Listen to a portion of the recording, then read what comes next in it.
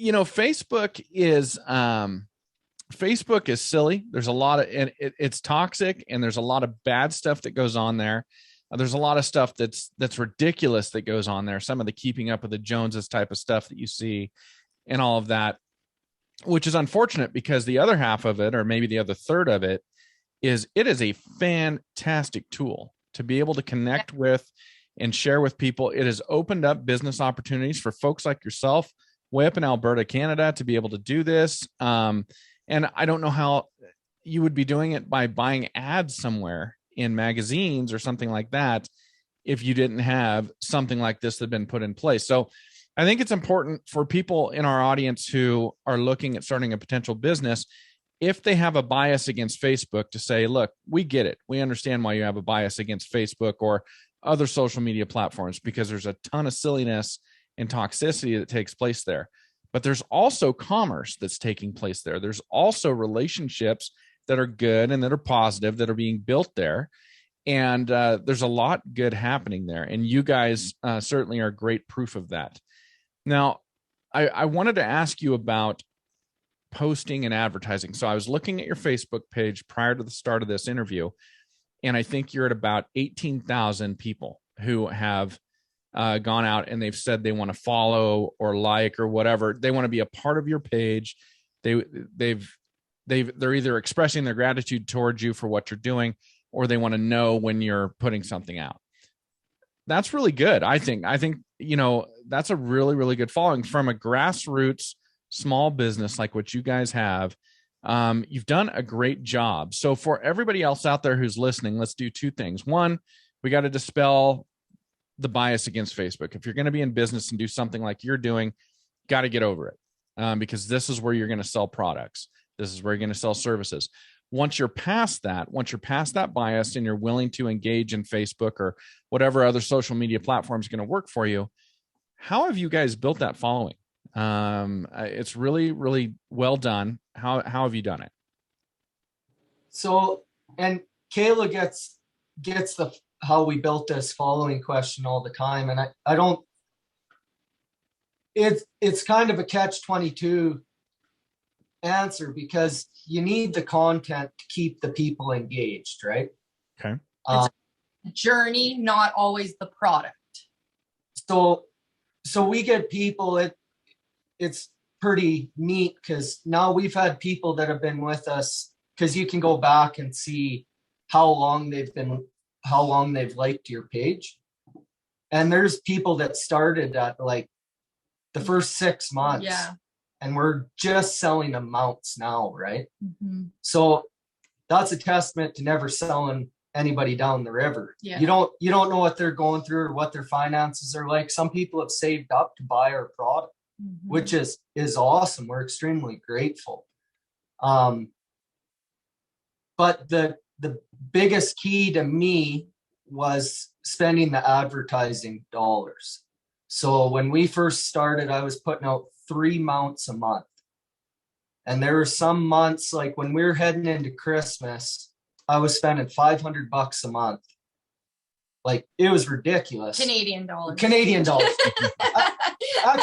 Actually, no, it got me your dollars worth too much, because if I spend $500 on the Facebook ad, then when it gets converted and put on the credit card, I just about have a heart attack. But you have to be intentional about it. And there's a lot of people that are running startup businesses, and they'll ask Kayla, like, how do you do it? And they think it's 100% just off posting. But that isn't enough. Facebook has set up their algorithms, so that isn't enough. It used to be, but they keep getting smarter, and they keep changing it up too, right? Like, once you feel like you kind of got it figured, then they throw something else at you. So it's definitely a learning curve always. So another thing we started is a waiting list. Yes. So say on a block mount, there's 20 people on the waiting list. And for a European mount, there's 10. So before Kayla ever posts that, for our social media platforms. Yeah. We send that out to the waiting list. Okay. And that eliminates trying to reach those 18,000 people. Okay. So when people ask us about a mount that's been sold or that we're trying to sell, Kayla will always give them an option. I'll give them the list of whatever's available. And then she'll ask them if they would like to be on a waiting list for future mounts. Okay. If they pass that we currently have available. And what that's done is, you're not reaching all 18,000 people that follow your page with every post. Those days are long gone. Mm-hmm. And you can see that because Kayla can just post a regular photo. And unless it gets hit with a lot of traction off the start, Shares, comments, likes. yeah, that post will just nosedive. Yeah. And you'll get 30 likes out of 18,000 people. And it's like, that's highly doubtful if 18,000 Right. people are seeing Yeah. that you're only going to get 30 likes. But then there'll be some, like she was saying, Like a random picture of our son's cow. And it's just and it's calf, and all of a sudden it's 18 shares yeah. and all these comments. And So, but the biggest thing you got to drive home is, I don't care how much it is, but you will see a return if you in your Advertise. advertisement dollars. And without it, we wouldn't have got to this point. Okay. Interesting. So tell me about regular posts, non-paid posts. How many do you do a day or a week? Do you have some sort of a rule that you follow for yourselves? it depends on like life schedule, like ranching and all that, and kids thrown into it. But I try to do one post a day at least. And obviously that it's not like has to happen. And then now we have, like, I got some insight that reels are the thing on Instagram. Okay. And so I try to do a reel every now and then as well. So I feel like one post a day just to keep us current in people's feeds, right?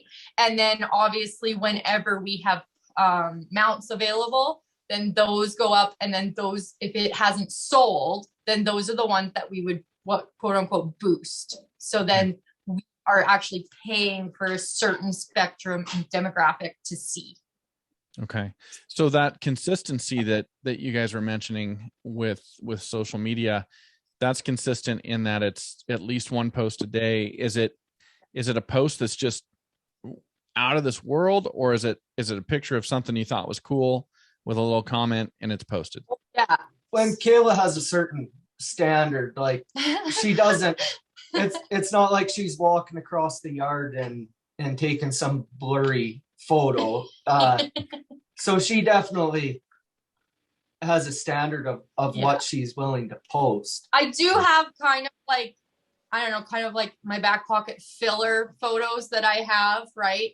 So it'll be like, a picture of our dogs or something like that, where on that day we don't have a mount. And I was kind of like, didn't really have any real agenda for the day, but I wanted the pretty picture. I like the picture. And if I was scrolling through, I would like to maybe see that picture. So I just have them kind of set aside in an album where it's a later date post. So I throw that up and just comment about maybe what's in the picture, or like just say, have a great weekend or something like that. Just, just to brighten up someone's feed kind of, and just stay current, right? Like we always try to be very positive, and yes, there's highs and lows and everything, but I don't want to go on to, someone's social media to see their lows, because I have my own lows. So I want to see uplifting things, right? So that's what I try to do, is like what I would like to see, I put on, and it's not for everybody, and that's fine. But the people who agree then like it or share or follow along.